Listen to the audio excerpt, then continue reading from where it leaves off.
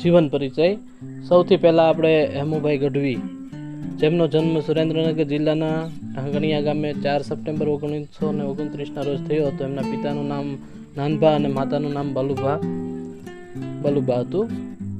તેઓ ઝવેરચંદ મેઘાણી અને દુલા ભાયા કાગ સાહિત્યનો અભ્યાસ કરી અને ઘર સુધી, ગામ સુધી, ગીરના નેહડા સુધી જેમણે પોતાના સૂર અને સ્વરને પહોંચાડ્યા હતા. એવા હેમુભાઈ ગઢવીના જીવનનો પરિચય.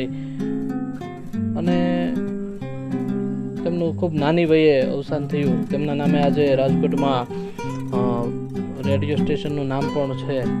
એવા હેમુભાઈ ગઢવી, તેમના જે 2-4 ગીત છે એમની યાદી આપણે લઈ લઈએ.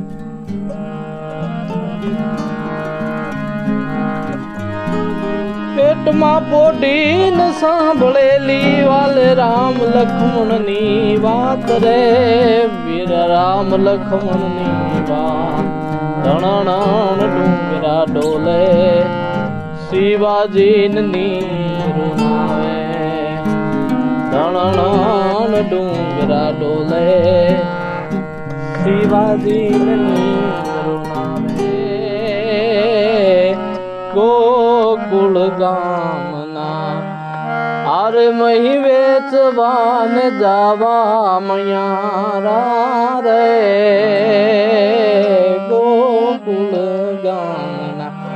આવા લોકગાયક, લોકસંગીતનું નાક એવા અષાઢી ગાયક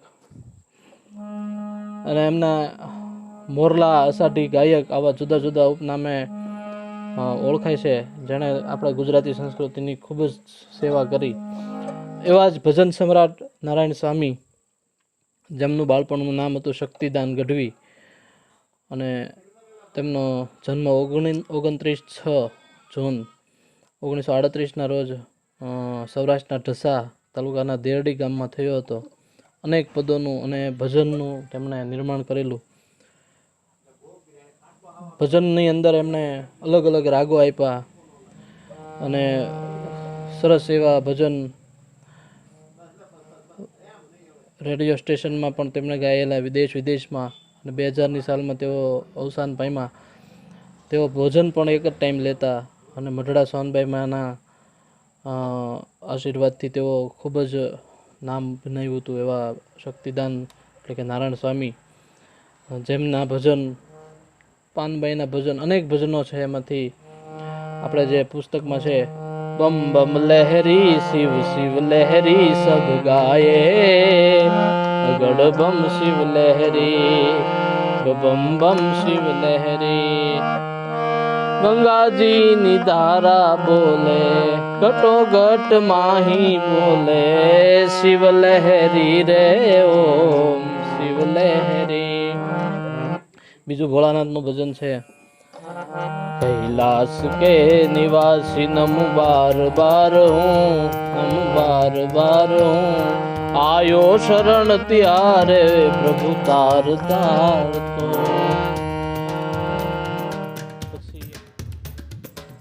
લોક સાહિત્યની દુનિયામાં ભીખુદાન ગઢવી આવું એક ત્રીજું નામ છે, જેમનો જન્મ 19 સપ્ટેમ્બર 1948ના રોજ પોરબંદર જિલ્લાના કુતિયાણાના ખીજદળ ગામે થયો હતો.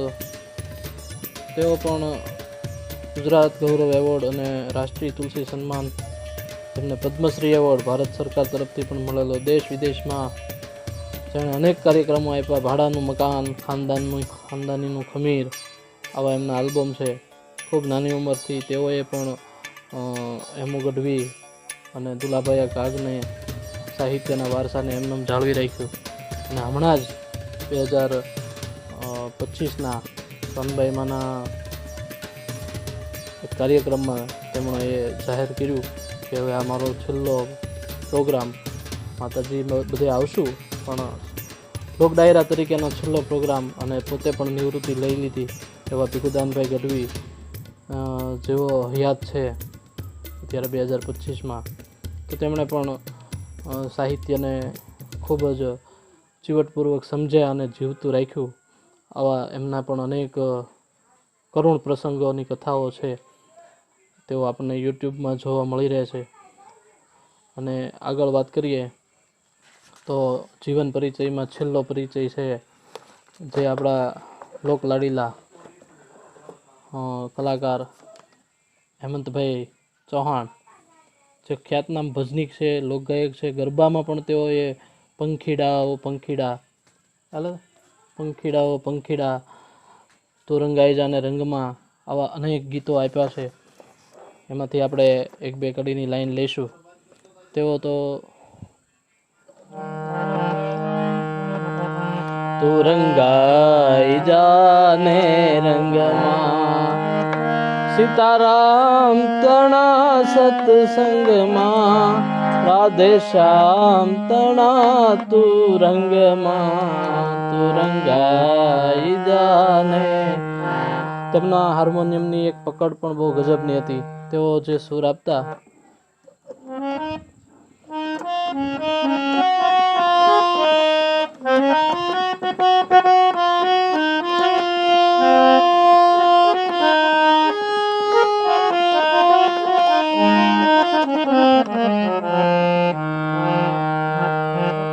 પછી એક એમની હે માનવ વિશ્વાસ કરી લે સમય બની સમજાવું છું આ દુનિયામાં ઈચ્છાથી અવતાર ધરીને હું આવું છું. એ સિવાય હિન્દી ભજનોમાં કહત કબીરા સુનો ભાઈ સાધુ, આવા બધા પ્રદીપના ભજન પણ તેમણે હાર્મોનિયમ, એકતારો, તાનપુરો વગેરે ખૂબ સરળતાથી વગાડી. તેમનો જન્મ 7 નવેમ્બર 1955. તેઓ પણ ખૂબ ઉંમરલાયક અને હજી ભજન ગાય છે. હમણાં જ એમણે રાજભા ગઢવીના પિતાશ્રીના અવસાનમાં એક સરસ મજાનું ગીત ગાયું હતું છેલ્લે.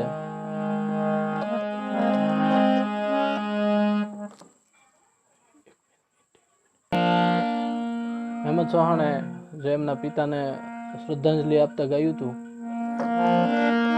રોત આંખો ખોલીને જરીક જુઓ તો શ્યામ હવે હિબકા ભરે છે આખું ગોકુળિયું. સુતા મૂકીને તમે ચાલ્યા ગયા તા એના આઘાતે કોઈ નથી આ સુનો રે મને ત્યાં એવો વરસાદની રોતાની આંખ નથી લોતું. એવા તો શેતર્યા છે એને તે શ્યામ હવે લેશે નહીં પ્રેમનું એ આખું એ ઓલું હિબકા ભરે છે આખું ગોકુળિયું.